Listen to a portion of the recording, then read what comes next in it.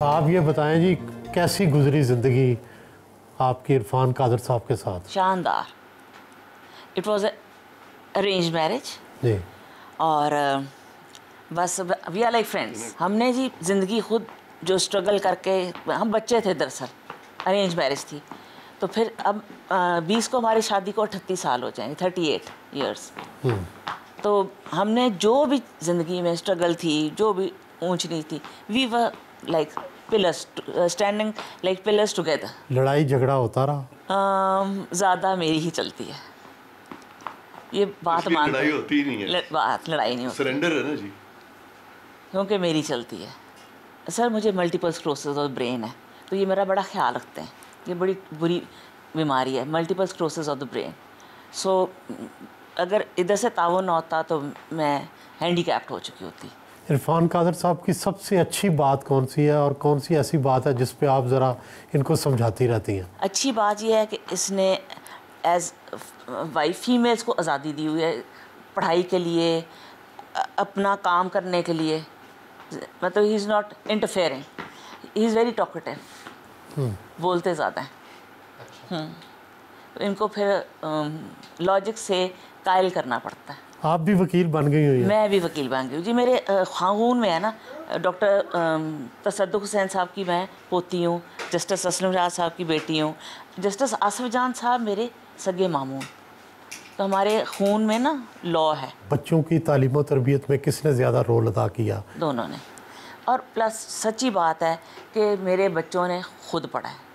عرفان صاحب تو کہتے تھے اتنا مت پڑھو, منیب کے پاس 3 ڈگریاں. فادر کی سب سے اچھی بات کون سی لگتی ہے؟ وہی آزادی, انہوں نے ہمیں بہت آزادی دی ہے, اور ان کا کوئی پریشر نہیں تھا میرے اوپر کبھی بھی, چاہے وہ پڑھائی ریلیٹڈ ہو یا آنے جانے. آئی تھنک کہ I was one blessed child and one girl in my class جس کو کہ ماں باپ کہتے تھے کہ پلیز کہیں آؤ جاؤ, اور اب جب جا ہی رہے ہو تو ذرا گھر لیٹ آنا, کیونکہ ہمارا گھر میں بڑا فرینڈلی ماحول ہوتا تھا. آپ اپنے فادر کو کچھ سمجھاتی بھی ہیں؟ جی بہت سمجھاتی ہوں. کیا سمجھاتی ہیں؟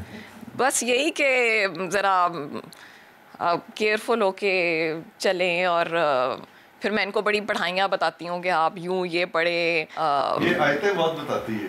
ان کو میں کہتی ہوں کہ اب آپ اس جگہ پہ جا رہے ہیں تو یہ پڑھیں.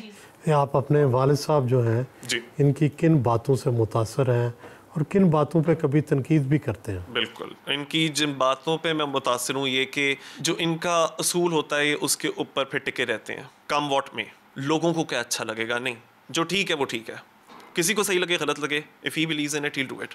تو کچھ ایسے ایشوز ہوتے ہیں سیاسی یا سوشل ایشوز جس کے اوپر میرے بڑے اسٹرانگ ویوز ہیں, اور پھر ان کے بھی بڑے اسٹرانگ ویوز ہیں, اور وہاں اگر ہمارا کلیش آ جاتا ہے تو آف کورس بڑی ہیٹڈ آرگومنٹس ہوتی ہیں. تو اس وقت میں کہتا ہوں کہ بس this is the end of the world, and my father thinks کہ بڑا اسٹرانگ ہیڈڈ ہے, اینڈ اس وقت مجھے بھی لگ رہا ہوتا ہے نہیں یہ میری بات نہیں سمجھ رہے.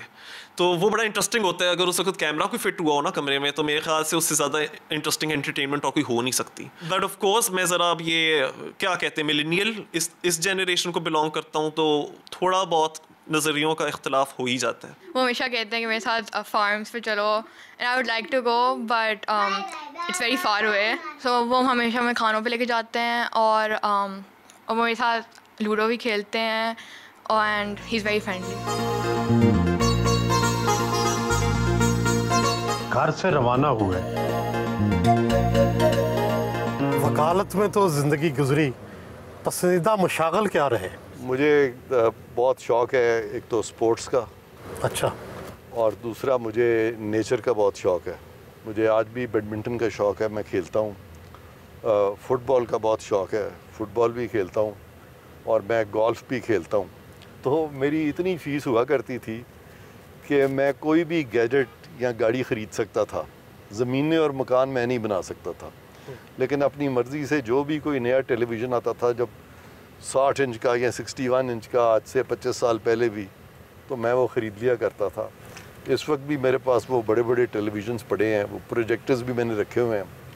اور اکثر جب میں اپنے کمرے میں اکیلا ہوتا ہوں تو میں ساری دنیا کی سیر پہ نکل جاتا ہوں, اور پھر بہت سارا میوزک سنتا ہوں. اور میوزک میں میری جو پسندیدگی, آپ حیران ہو گئے سن کے کہ وہ بڑی یونیورسل ہے. میں عربی گانے بہت سنتا ہوں, میں ترکی گانے بہت سنتا ہوں, اور میں بنگالی میوزک مجھے بڑا وہ اٹریکٹ کرتا ہے، کیونکہ کلاسیکل میں مجھے انڈیا کی ایک گائک تھی کشوریا منکر. اچھا. تو وہ بہت ان کا وہ وجدان میں جا کے وہ گایا کرتی تھیں. ان کا راگ جون پوری جو ہے وہ مجھے آج بھی بڑا اپیل کرتا ہے، اور وہ مجھے میرے ورثے میں اس لیے ملا کہ میرے والد صاحب صبح کے وقت وہ سنا کرتے تھے راگ جون پوری، جو میں آج بھی کبھی سنتا ہوں تو مجھے بڑا مزہ آتا ہے. تو اس طرح سے میرا مکس ہے. ایون انگلش کلاسیکل جو ہے میں وہ بھی سن لیتا ہوں. اس میں وہ جو بیتھوون اور باخ ہے ان کو بھی میں سن لیتا ہوں. تو میری ایک یونیورسل اپیل ہے، اور میں بہت سارا میوزک ایسا سنتا ہوں جس کے کہ مجھے الفاظ بھی سمجھ نہیں آ رہے ہوتے، اور میں میلڈی میں گم ہو جاتا ہوں، اسی میں بہہ جاتا ہوں. ڈیفنس میں ہی اپنی بہن سونو زکا کے گھر پہنچے. بہنوئی اور بہن نے باہر آ کر استقبال کیا.